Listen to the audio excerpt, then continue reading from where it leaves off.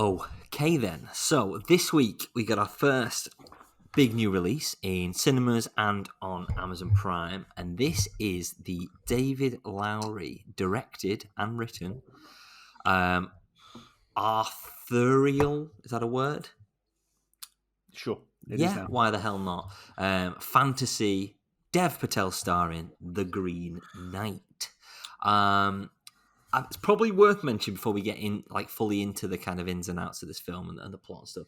This was supposed to come out about a year ago, and obviously because of the pandemic, it got pushed back. And apparently, David Lowery recut the entire film during the pandemic, so it was ready to go last year. And then, whilst he had the time, he was like, "Actually, I'll make some more cuts and just recut the entire twiddling thing." your thumbs. Yeah, exactly. Everyone else is bored. Everyone else is making bread. He's just like, I might recut that film now. Entire film. Put it out. Why the hell Yeah. not?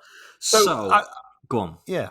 I mean, I don't know about you, but for years I've been saying there really needs to be a film adaptation of that 14th century poem, Sir Gawain and the Green Knight. And finally, Christ, here it is. So a little bit of a background. There's this poem that's and it's about King Arthur's nephew, who basically has to go. I don't know how much of the source material of this poem has been taken and put into the story of this, but basically he ends up on this quest. He's a bit he's a bit hapless. He's a bit rogue, sort of young lad. Using brothels and that, and rocking in at home late on Christmas morning. Mum not happy with him, so like all good mums do, to teach him a lesson, they concoct a spell to summon a mystical Green Knight who comes and challenges him to a battle in some sort of game where basically you hit me and I'll hit you back, and you can have this axe. So Dev Patel's Gawain does that, chops off his head, goes on this big quest, back to get his head chopped off. It's pretty much the long and short of it. Yeah? I think so. I don't think it does it justice. But anyway, in there you've got Alicia Vikander, you've got Joel Edgerton, Sean Harris, Ralph Ineson, bloody good rep. Yeah.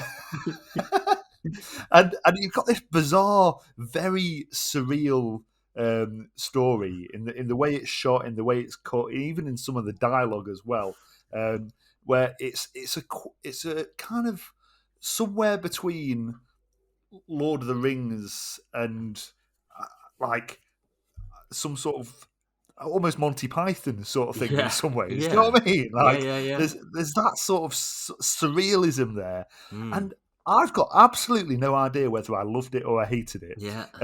And it's just, I don't want to give too much away, but it's bizarre. You got some interesting stuff going on there where Barry Keoghan, are we saying? Yeah, let's call him that. Keoghan. He's the one from we spoke about.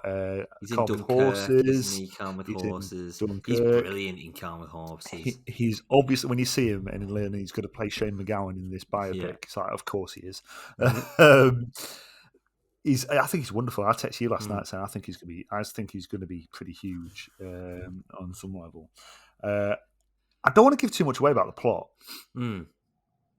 Partly because to give too much away about the plot would probably put anyone off watching it, and I think people should just, as I did, I'd seen a trailer ages and ages ago. I thought that looks quite interesting, but pretty much I went in cold, and the trailer doesn't really give much away in terms of that surrealism and that sort of.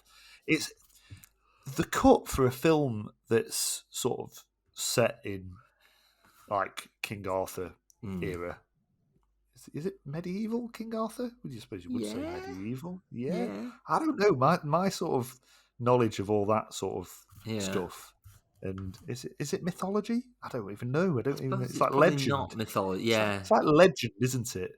I guess. Yeah.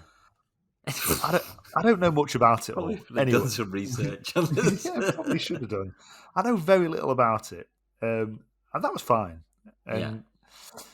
But for what I'm trying to say is, for a film set around then, it's quite modern in its cut.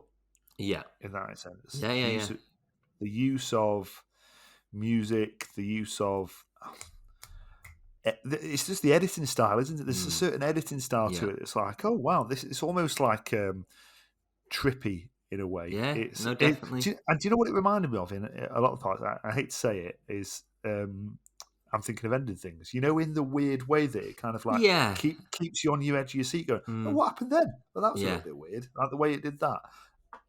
I don't know. I've logged this on Letterboxd and I've not put my rating in because I've got absolutely no idea how I feel about it. I suspect because I feel like that, it's definitely left me feeling something quite strong, and that probably makes it a good film. It's a chin scratcher. I enjoyed it. Yeah. I can't be more coherent than that. What did you think of The Green Knight? I came away from The Green Knight feeling very similar to how I felt when I watched two other A24 films. One being The Lighthouse. I knew you were going to say that. And two being Midsommar. Yes. And with time, I found a love for those films, and I think I'm going to find a bit of a love for this film, but I've probably got no intentions of watching it again anytime soon. It's worth noting from the start that this isn't your standard epic period piece that some might expect it to be, like, you know, like the Ridley Scott's The Gladiator, the the Kingdom of Heaven, his upcoming one, The Last Duel. It's an abstract, dark and twisted fairy tale that's like it's definitely not for everyone. We need to probably make that very clear. What I really enjoyed about it was it's very, very carefully structured and almost like very carefully choreographed and like sequenced. So there's some very odd camera movements, but that are very beautiful. You know, some scenes take place completely upside down. I'm kind of like, okay, and obviously it's just to make us feel uneasy and you know, add to this eeriness and this sort of oddness. But I was surprised at how kind of very, very like meticulous it was. Do you know what I mean? In terms of like its movement and the camera placement and that sort of, and its kind of staging. But then on the other sense, kind of similar to what you were saying about the editing, in complete contrast, it was quite chaotic and quite like anarchic, I suppose. I can never say anarchic. Do you know what I mean? Like, you'll just get like random text just popping up on screen, completely out of pace, and almost felt a bit like punk-ish. Do you know what I mean?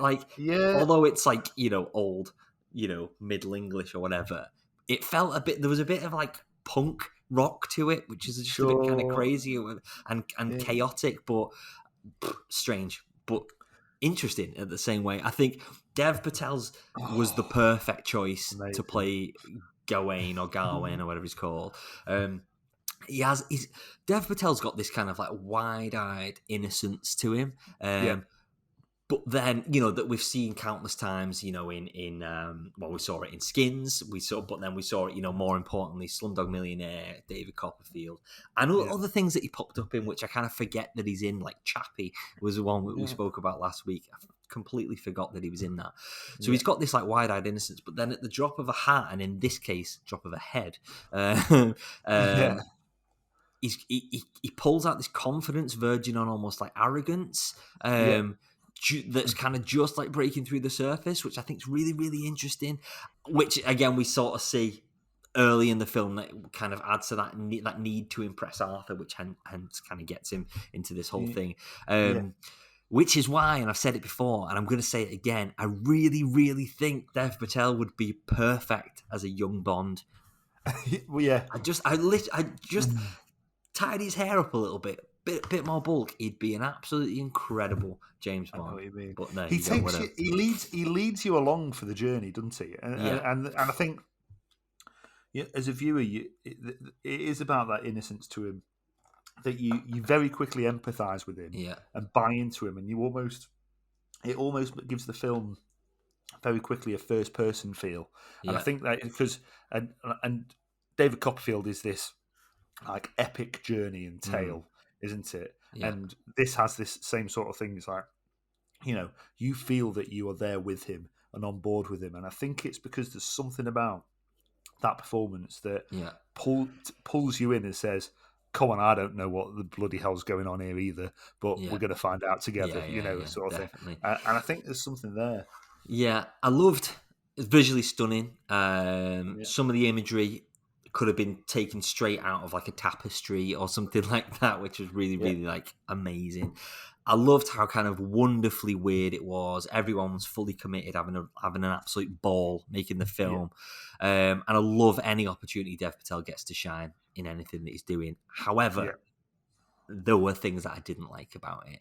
I think the pacing was all over the place. We could have lost 30 minutes out of the film. It was far too long. There's an intermission which is like, or an interlude or something, isn't it? Halfway can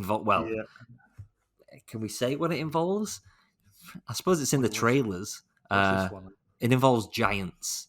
Oh yeah, and it's a very odd sequence that really adds absolutely nothing, from my opinion, to the film, and it's about a 10-minute sequence. It's strange, and it needed to either delve more into it and somehow explain it, or not have it at all. Yeah, but it's just kind of like, oh, here's this thing, and you're just like, all right, that's it. Okay, yeah. So again, I think maybe this is due to kind of the lockdowns and things like that. Him going back and recutting the film. He's maybe not been quite as disciplined as it could have been, personally. I agree.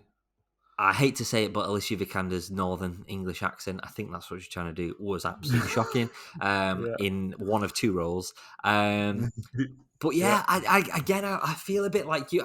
There was a lot that I enjoyed a lot more than I didn't enjoy, but I did come away going, whoa, okay. That was a film, wasn't it? Yes, that's what you said to me. That was your word. So that was a film. I tell you who we're going to see a lot more of, I think, over time is Erin Kellyman, who's obviously, she was in Falcon and the Winter Soldier. Yeah. She's in Solo as well. Yeah, and she pops up for a little bit in this. So she's from Staffordshire. She's near me, actually. And it's amazing that she landed that role in Falcon and the Winter Soldier. Like, it's a pretty huge thing for it to be sort of dropped in on. But I think off the back of that, and then like stuff like this, I think you're going to see a lot more of her. Yeah, personally, really didn't rate her at all in Falcon and the Winter Soldier. I thought she was like the weakest link in the entire thing, but it's fine, whatever. Interesting, David Lowery, the writer and director of this, his next film is Peter Pan and Wendy for Disney. Which I can actually see. I can kind of see that in this working a little bit. It'll obviously be a lot more reined in and a bit more tame, but still quite interesting. Linking back to The Lighthouse, when you click on David Lowery's Wikipedia, the picture of him looks just like Robert Pattinson in The Lighthouse. Yeah, it does a bit. Yes, correct. Okay, then, Gregory, would you say that I forgot what it was even called then, The Green Knight is Toy Story 4 or Dragon Wars D-War? Once in 500 years, ancient mythical creatures come to Earth, wreaking havoc and destruction. This time, they must be stopped. Wow. I thought you were going to make this really difficult for me, because if you'd have told me something that is absolutely out and out, like a brilliant film that I have to put it on a par with, I would have struggled to go on the positive end of the spectrum. Yeah. I'll reiterate, I don't know how I feel about this yet. It'll take some time to bed in, but I'm happy because Toy Story 4, after time to bed in, I'm a bit meh about. Yeah. I'm going to go for Toy Story 4. Okay. I would agree with you. Yes. Okay. Where can we see this film, Greg? The Green Knight is available now on Amazon Prime, but it's also available in cinemas as well. And I have to say, one of the things we're not mentioned about it is the sound. It was awesome. Yeah. Really great sound design. And I've got a pretty good setup at home, sound-wise, and I felt like it was being well utilised.